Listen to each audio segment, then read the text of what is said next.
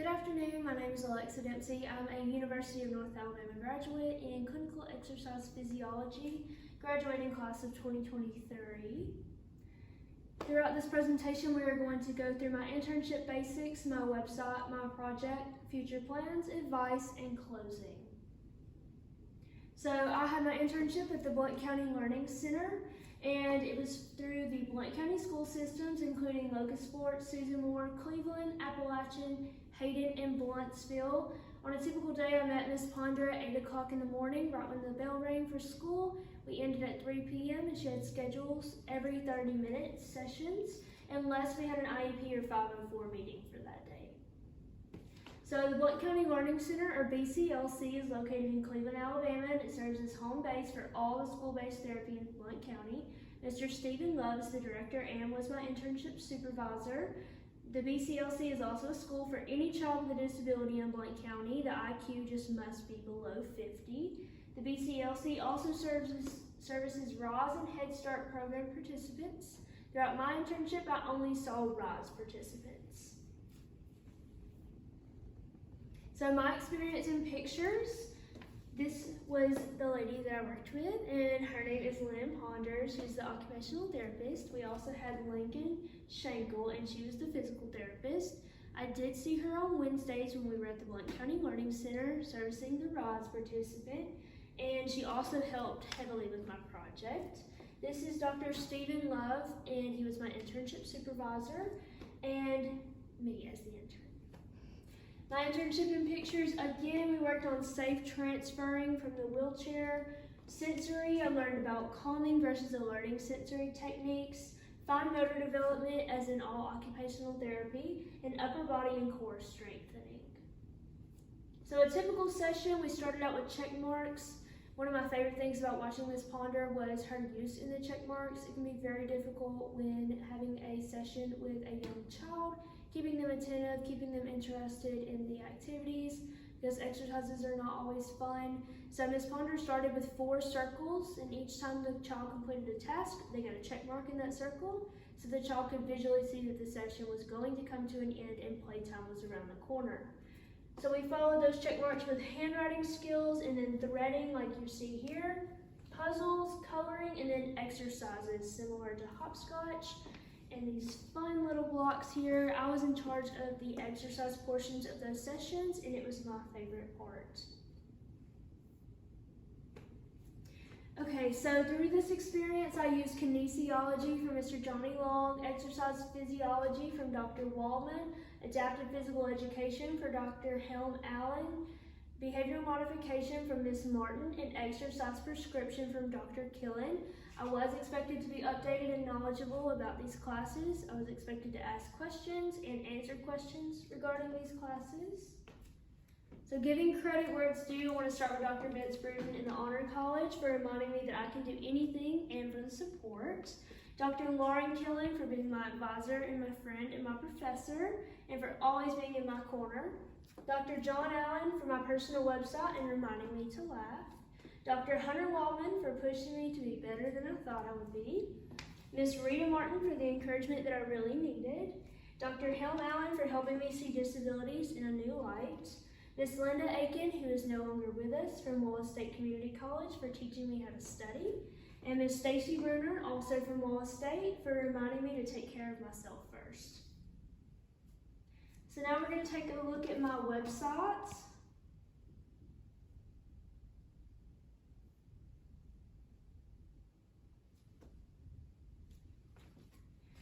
This is the website that I began in HP 221. So it starts out, hello, I'm Alexa Dempsey. So we have my associate's degree of science, my bachelor's of exercise science and clinical exercise physiology. And then we have master's or doctorate of occupational therapy. I will change this on May 1st on National Signing Day. This is my alumni colleges. We have Wallace State, the University of North Alabama, and maybe the University of Alabama at Birmingham. This is an area where they could download my resume and my cover letter. These pop up as PDFs. So here's some relevant coursework. I wanted this to be on page 1, so it was very easy for future employers or future schools can see. Just to name a few, we have medical terminology, A&P 1 and 2, my CPR and AED certification class, exercise physiology, exercise leadership. This is my personal mission statements. I created this in HP 221 as well, and I have adapted this as I have grown. This is my why occupational therapy section. This is where I write how I got into OT and why did I think that it is the career for me. These are my goals following UNA. So scrolling up, we have these headers at the top. So we can click on resume, pops down to education and my work experience. So this is my background resume. Down here, this is a header at every page. It says I'd love to hear from you, has my email, my phone number, and again, a place to download my resume. From that resume section, we can click on education. This is 2018 to 2020 Wallace State Community College. It has all of the classes I took with the amount of credit hours. This is my education from the University of North Alabama. Again, every class per semester, as well as the credit hours that I took. It is even updated from this semester. Coming back up, we can click on awards and interests. We have honors and awards. So this is some things that I'm very proud and very blessed to have received, including being a part of the University of North Alabama Honors College. Out of here, I wanted them to know that I'm interested in more than just school. So we have our out of office, what I'm interested in. Here I'm featured whitewater kayaking, rafting, rock climbing, which I have been certified to do, and my first time hang gliding. So this just gives a little depth. We have my Blount County Learning Center. So here's my internship. It just gives a brief rundown of what I did, following with some pictures.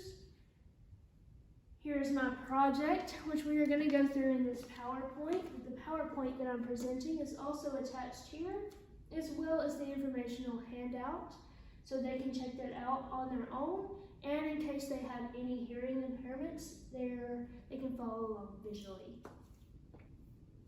Coming back to the Blount County Learning Center, we have this senior presentation slide. Here's a picture of me in front of the famous fountain at UNA. Again, it says here, if you have hearing impairments, you can follow along visually. This is where I will attach this presentation that I'm currently presenting. Moving on to how to become an occupational therapist. I wanted to add this section because occupational therapy is not as talked about as physical therapy, and I wanted to find a clear way to help people follow along my track. So here is a link to 2 awesome pages with awesome information of how to become an occupational therapist. But if they wanted something more personalized, here's the pathway that I took. First, this is through high school and Wallace State Community College. This is the University of North Alabama. This refers to OTCAS and my GRE scores and interviews. Finally, I will update this on May 1st, on National Signing Day, of which college I chose. But I was very blessed to receive an invitation to join every program that I applied to. Let's go on to research. Every one of these P's you can click on and it will pull up the paper that I wrote myself. This is research that I have conducted myself, and this is a participant study that I was a part of. Okay, so almost finished in our work experience. I added that they have the opportunity to reach out with any questions that they may have. These are actual pictures of the places that I have worked, including Legacy Woods, LLC in Hayden, Alabama, the Neely School of Music and Arts, where I was a piano teacher for 5 years, Therapy South in Florence, where I was a physical therapy technician, the gym in Adiana, where I teach exercise classes. Down here is where they have the opportunity to ask a question, first and last name, what their question is, and an email so I can get back with them. These come directly to my phone, and I have had people ask questions, so I do know that that works.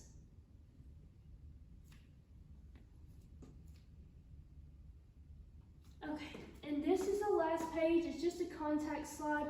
Immediately when you click on it, it pops up this box. This is I would love to hear from you. Name, email, message. You can close out of this. Here's a picture from my graduation at Wallace State Community College in 2020.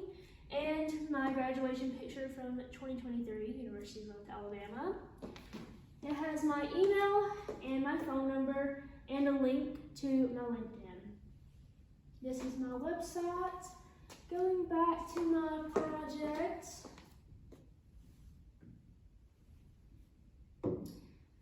Throughout this internship, I have worked on a project called Esther's Calling. It's very important to me, and eventually this will be a real nonprofit organization after I complete my occupational therapy degree. For now, everything is set up, so it is ready for me to open as soon as I get done with my degree. Here's my goals from this project. I wanted to explain how to create a nonprofit organization, propose ways to raise money for families who foster children with disabilities, propose conferences with educational speakers for families who foster children with disabilities, and propose support groups to connect families with disabled children and foster families who will foster disabled children. So creating a nonprofit organization, I'm going to skim through this pretty quickly because this is not my expertise, nor is it my degree, but I did have help from the mayor of Oneonta, Alabama, Mr. Richard Phillips, my bad, and he was so helpful through this whole process, sent me all of the links and all of the information, and had a meeting with me to make sure that I had this all set up correctly. So this is a public charity and will be tax exempt.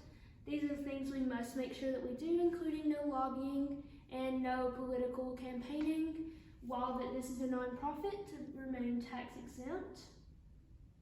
This is the Form 990 option, so this is just to make sure that we remain tax exempt. Coming back, this is the amount of money that we will receive and what to do based on the range of money that we receive to make sure that we remain tax exempt. This is helpful. This is Mr. Richard Phillips, who helped me out for the legal advice and all of the legal side of this presentation. He is also a lawyer. Okay, so page 1 through 6 of your handout is going to be the proposed bylaws and conflict of interest policy of Esther's Calling. If you're watching this digitally, this is the handout that was attached to my website. So the first thing we want to talk about is bridging the gap, so raising money for foster families with disabled children. So this information has come from multiple DHR facilities and was thoroughly researched. So the government gives a foster family a certain amount of money per month, depending on the child and how many children. But just looking at one child, for food, this is the amount, according to several sites on the internet, that they estimate would cost a parent in general per month for their child's expenses. So for food, a child without disability is around the same, $233. Clothing, again, about $65 a month. Health insurance, we have about $98 a month for a child without disabilities, while a child with disabilities is $1,050.25 on average. Housing, about the same, $312.50. So the average cost per month for the necessity totals $708.50 for a child without disabilities, and $1,660.75 for a child with disabilities. Obviously, this is a huge gap. So government financial assistance for those fostering families based on age, which is split into the following: 0 to 2, 3 to 5, 6 to 12, and 13 to 21. But this that we are going to talk about is the average of those numbers. Financial assistance also varies based on the length of each month. For example, February will be a smaller check because it has 28 days versus October, which has 31. So I talked to Miss Melinda Allen, who's a foster care specialist at Alabama DHR, and this is the data that I received from her. Again, this is an average. Government assistance for a child without a disability is between $527 and $571 per month, while a child with disability is 587 to 631. So not that remarkable of a difference. Okay, so is it enough? This is the question. So from the two sets of data that I've just given you, this is a comparison. So a child with a disability, this is the estimated monthly allowance, so how much it would cost for a child with disability, is about $1,600 versus the estimated government assistance is like $630 at the top range. So out of pocket, you're looking at about $1,000 a month. While a child without a disability, estimated monthly allowance, we have about $700. Government assistance, we have about $500. So the out of pocket for a child without a disability is only like $150. Obviously, this is a huge gap, which is one of the main reasons that I feel foster families do not feel able to take on a child with a disability. So it's not hard to see that fostering a child with a disability costs a huge amount of out-of-pocket, which, according to Mr. Dominic Blakely, who is the Office of Communications at DHR, is believed to be a main reason that foster families are less available for children with disabilities. One of the goals for my nonprofit, Esther's Calling, is to raise money to help foster families bridge this gap between the monthly allowance and what the government provides as assistance. So first, Esther's Calling will create a web page explaining the purposes of this nonprofit, along with providing a way for people to donate online. Fundraising letters will also go out to supporters in exchange for a membership to Esther's Calling. Large businesses are constantly looking for meaningful nonprofit organizations to donate to. In doing so, the large business receives a tax write-off. Lastly, Esther's Calling will host fundraising events in which all proceeds will go to bridging the gap. That is our main mission here. I did talk to several large businesses in the Blount County area, including Jackson Heating and Cooling, Elite Roofing, and even the local McDonald's, and they were all very excited about this nonprofit and said that if it was ever a true nonprofit, which it will be, that they would be glad to donate. So here's an example of a fundraising event that Esther's Calling would host. Since we are bridging the gap, but we are also bringing families together, this is our Family Day. So what is it? It's just a family day that includes face painting, a 5K, a disability-friendly fun run, hamburgers, hot dogs, and live music. When, where, who? Saturday, May 6, 2023, 10 to 3, Oneonta Sports Field, Oneonta, Alabama. And who can come? Members and foster families. So as I mentioned in that previous slide, when people donate money to those fundraising letters in exchange for a membership, this is truly what it gets them. They get to come and have a family day that's free of charge to them. So our members don't pay anything, but for their membership fee, they pay $30 per ticket for adults and $15 per ticket for children. If foster families can afford it, this is also a suggested price for them to pay as well. So the city of Oneonta donated the land, and Coleman County cheerleaders provided face painting. Martha Chastain, who's a local musician, provided live music. Blount County football players provided 5K and fun run encouragement. Donations, again, if you'd like to donate your time to help with this event, or if you'd like to donate money, you can visit our website. This is my personal phone number that people can contact if they would like to help out. So this is based on 160 people, so 106 parents to 54 children. That is about an average estimate of how many people would show up to an event like this. So the total income from the tickets would be $3,990. Total cost would be $446.40, and total profit would end up being about $3,500. So face paintings donated, 5K and fun run donated, live music donated, food and decorations, hamburgers per person. How much it would cost us is $1.06 for the patty, 16 cents for the ketchup, mayonnaise, and mustard, and 33 cents for the bun. 62 cents for water bottles, 24 cents for sweet tea, and 38 cents for face paint, including the brushes, paint, and stencils. And the decorations were donated. So this is a breakdown, And as you can see, this is a large profit margin. So again, bridging the gap, let's go back. So in addition to hosting fundraisers, Esther's Calling will help bridge the financial gap by bringing awareness to free resources that are often overlooked. So we have Mobile Public Library of Things. So if your child has a disability in Mobile, there's this wonderful library that you can go in, just like a library card, you check out all kinds of educational toys, including Leap pads, iPads. You can check out the writing toy that I mentioned earlier. You can check out crash mats and all of the things that we use in occupational therapy sessions and physical therapy sessions for your child. That way they can exercise at home.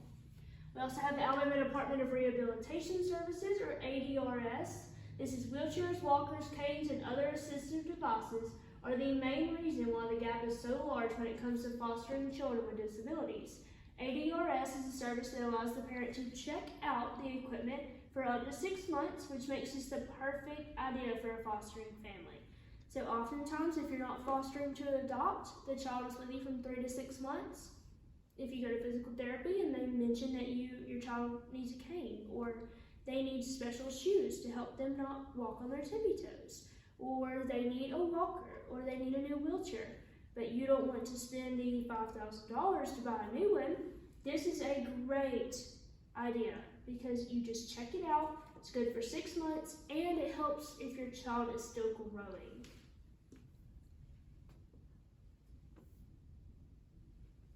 So we also have free clinics. So this is an example is Brenau University's community clinic.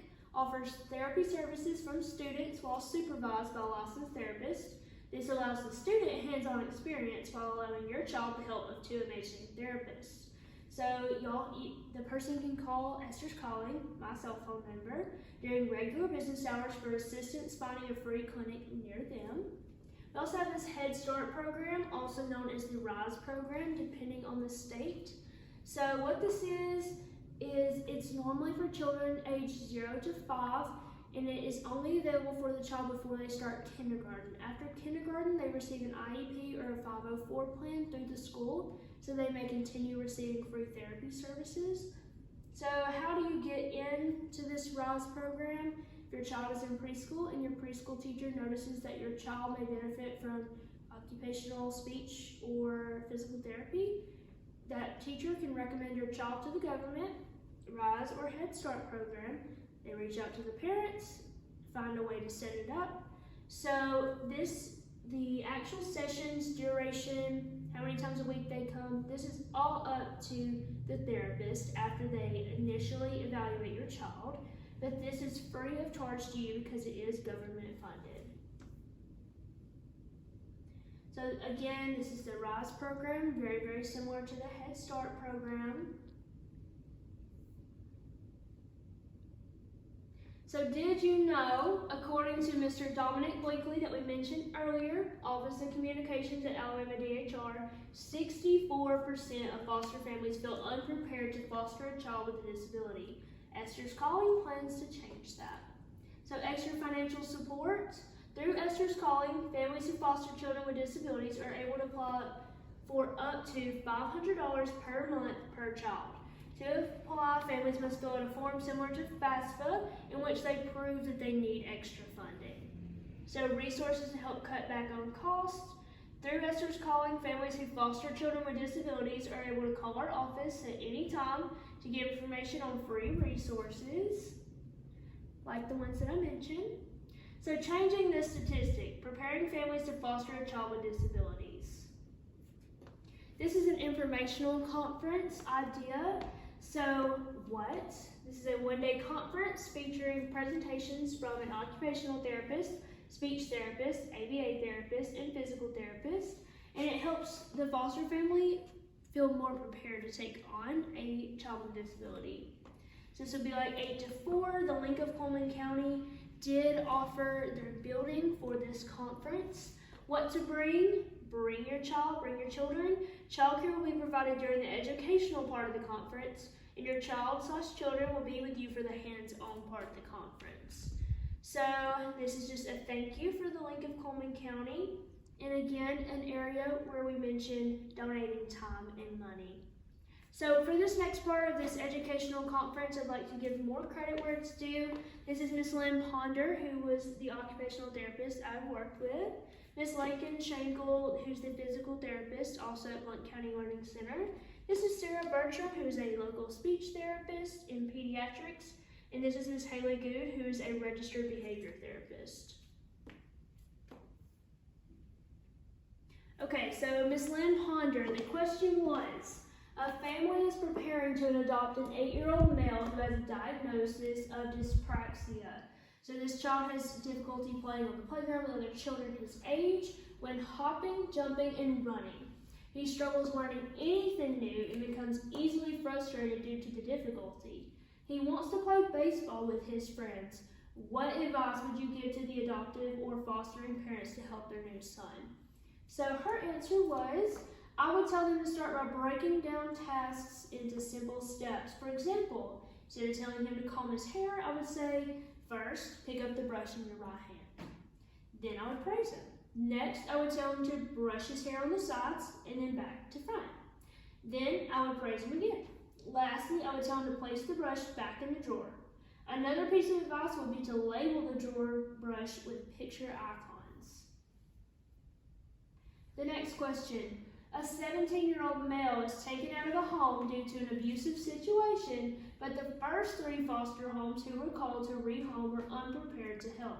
The 4th foster home is extremely worried but wants to offer care in a safe home for the child. He has an intellectual disability and has difficulty completing multiple step tasks. He has poor vocational skills and requires help completing basic life skills. What are 3 tips you would give this foster home to ensure a successful experience? This is actually based off of a true story, and this is the reason that Esther's Calling was created. I would tell them to begin by placing visual aids around the house, such as picture labels on the drawers. I would also tell them to repetitively practice simple activities of daily living. So repetitive practice is key here, such as step-by-step instructions to brush his teeth, dress himself using his fork and spoon, measuring water, pouring into a cup. Lastly, I would remind them to make sure their home is baby-proofed to ensure safety in cabinets, drawers, and sockets. For example, placing a baby gate in front of the stairs, placing a child lock on the drawer where knives are kept, and placing outlet covers over electrical outlets. Again, last question for Ms. Lynn Ponder. We have a foster family is called to provide care for a child in need. This child has a diagnosis of autism spectrum disorder. The child is a 5-year-old female in preschool. She has poor, fine, and gross coordination. She has frequent meltdowns and does not seem to hear you when calling her name. She may play by her classmates, but never acknowledges the other classmate. The foster family would like to help, but feels very intimidated. What 3 pieces of advice would you give this family as how to help their new little girl at home? This can be broken down into behavior, coordination, and sensory. I would advise the foster parents to document when, where, and what caused the behavior and the trigger. This will help all therapists when working with the child, as well as help you as the foster parent keep your child calm in the future. I would also advise the foster parent to make an ENT doctor appointment to ensure there's no hearing problem. If there are no hearing problems, I would advise the foster parent to find a motivator to engage the child in play, such as picking up your buddy to help with interactive play with their preferred toys and games. Moving on to physical therapy. These answers Ms. Lincoln, Schenkel, and I came up with together after research because this has a lot to do with my personal degree. A foster family is called to provide care for a 10-year-old female. The female has a diagnosis of cerebral palsy and requires the use of a wheelchair. She has difficulty playing with her foster siblings and wants to work on using the wheelchair less. What can the foster family do at home to help the child? We decided that we would encourage the siblings to find activities that are appropriate for her to participate in with them. So puzzles, coloring, and simple board games. I would also assist the family in looking for a standing frame wheelchair to increase her participation in her environment. So this It is similar to a rod square and a area where the child can sit. So her feet are still touching the floor, she's able to bounce, and she's able to hold on so she feels as though she is standing and the wheelchair rolls. Social stories about wheelchairs are on YouTube and can also help the family. A 5-year-old male was taken out of the home due to an abusive situation. He has a diagnosis of muscular dystrophy, which was found out through frequent tiptoe walking. He cries often due to muscle pain, but has a hard time tolerating touch. He is currently exhibiting signs of ADHD and wants to be able to run and play. What can the foster family do to help him at home? I would highly encourage the family to invest in high-top tennis shoes such as Billy's. I would also stress the importance of incorporating activities that promote self-stretching, such as stair training, jumping, etc. I would also teach the families about more activities early in the day. So shoes is high top and great quality as Billy's are very, very expensive, although they are extremely helpful.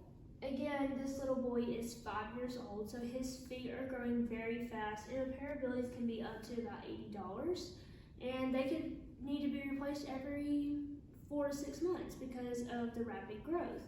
So this is where Esther's Calling comes in. Again, as far as this educational conference goes, we are also able to help out with Mobile Library Public Library of Things and the ADRS, as well as just providing some extra money so that they can provide for their child.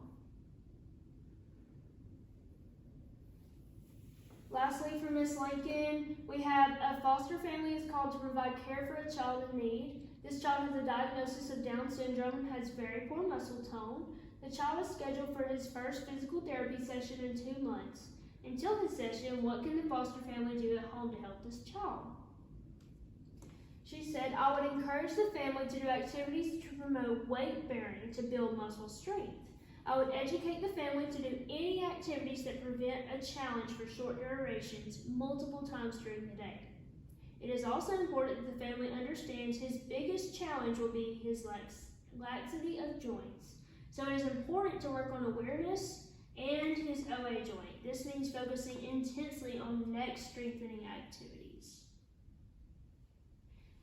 We are not going to go through the speech and ABA therapy because it is not part of my degree. But again, this is very, very helpful information for a potential foster family. They each have 3 questions of very, very common disabilities. So that way foster families just feel a bit more comfortable asking questions and they feel a bit more prepared to deal with those disabilities. So here's my article review. In the article, Parental Adherence to Home Activities and Early Intervention for Young Children with Delayed Motor Development, the study found that 63% of parents needed more coaching in order to adhere to home activities. Quoted in the study, coaching practices appropriateness of the home activities to daily routines and home environment, provision of home activities enjoyed by the child, and parent self-efficacy were all significantly associated with adherence to home activities. The study also found that successful adherence followed the 5 coaching strategies: joint planning, observation, practice, reflection, and feedback. Esther's Calling plans to offer a Bring Your Child to Conference Day, where the therapists who gave presentations during the educational conference we just went through come back to give hands-on advice to new foster families.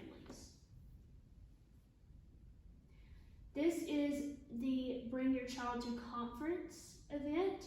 So this would just follow after the educational conference that we just went through. The child would come back in with their parent. The therapist would separate them by types of disability, give a generalized advice, and then walk around to give specialized advice. And again, this event is free of charge. Changing the statistics. Through the conference, Esther's Calling hopes to further prepare the families to foster children with disabilities, understanding what they can do at home to help the child from the advice of medical professionals will encourage the families to foster children with disabilities. In addition to medical professional speeches, The conference will also include an informational session on the 4 most common pediatric disabilities, including symptoms and treatments. Page 7 through 9 of your handout will include the 4 most common pediatric disabilities, again including the symptoms and the treatments. If you are watching this online, this was also attached to that handout on my website. So conferences and fundraising events. Esther's Calling will host 6 fundraising events per year and 3 educational conferences per year. The monetary goal for fundraising events are $3,000 profit per event and $18,000 profit per year. That is enough to give 3 families $500 per month for 1 year. The goal for educational conferences is to have 50 new attendees per conference, so this would be 150 new attendees per year. Giving our support. Here is a support group, which is our last main goal for Esther's Calling. So this is a support group to share stories, advice, and recommendations, and to build a village. So this is every Thursday night in 2023 from 5 to 6. This is going to be at Esther's Calling's office building in Cleveland. And this, who can attend? Foster families looking to foster a child with disabilities, foster families who are currently fostering a child with disabilities, and families who have had or currently have a child with disabilities, free of charge. The support groups are also a great place to donate used equipment that your child no longer needs. So the face and story behind Esther's Calling. Foster care is a familiar concept in my family. My dad has 2 adopted brothers from foster care system. My first cousin was adopted after several years of foster care, and all 5 of my distant cousins were adopted from the foster care system. 4 of the 8 children have disabilities and were supported by my family, but it wasn't until January of 2023 that I realized not all children with disabilities are as lucky to be placed in a foster home and adopted that quickly. Ms. Lynn Ponder, an occupational therapist for over 20 years in the school system, explained that many children with disabilities are forced to stay in dangerous situations or placed in group homes because foster families feel unprepared to take on such a huge responsibility that is caring for a child with disabilities. I knew right then I needed to find a way to change that. So here's my qualifications. I have an associate's degree from Wallace State Community College in Science and a bachelor's degree from the University of North Alabama in clinical exercise physiology.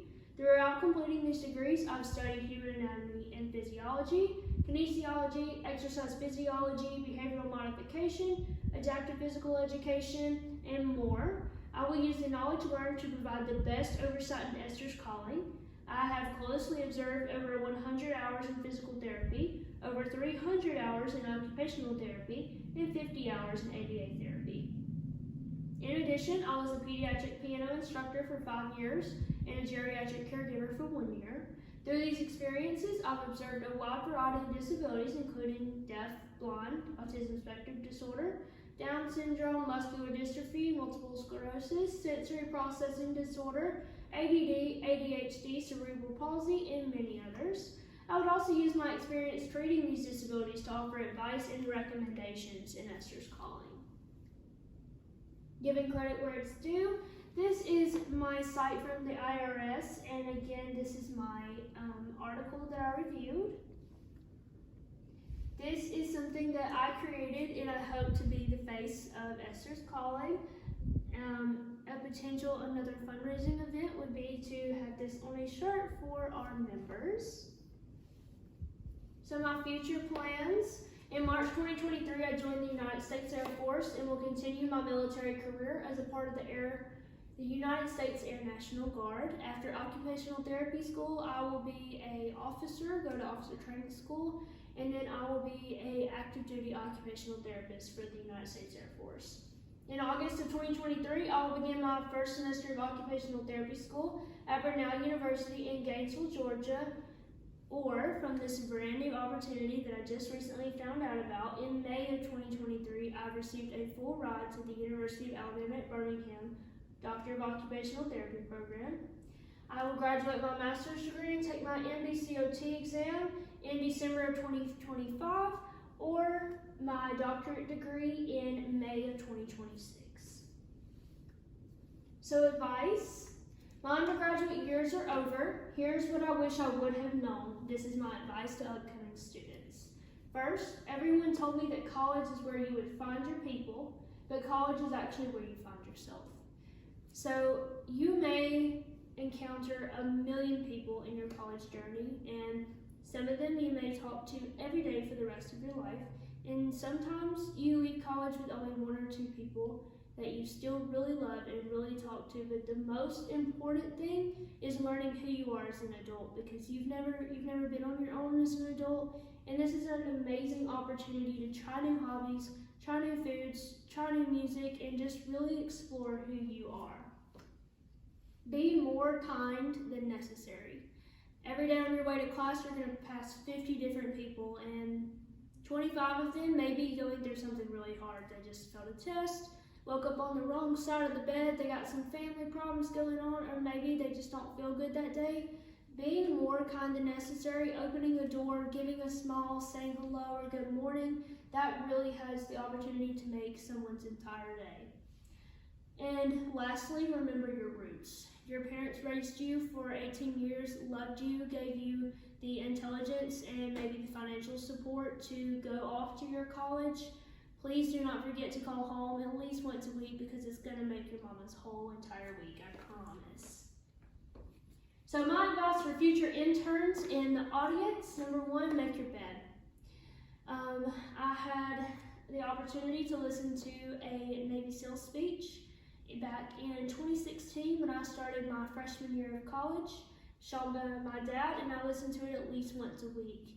So every morning, if you get up and you make your bed to the very best of your ability, you will have completed one thing successfully for the rest of your day. So even if nothing goes well the rest of your day, you will come home to something you did correctly, and every day it feels good to get into a made bed.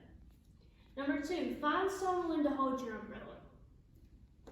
I'm as independent as it gets, and I could walk through life all by myself, but the real part of this is that sometimes it's stormy in your life, sometimes it's raining, and you can't see the light, you don't know where you're going, you don't know how you're going to get all your homework assignments done, plus your tests and your 3 exams coming up, plus you're scheduling work and GREs and trying to get in observation hours, and it's really hard, and sometimes you just have bad days, you're one of the 25.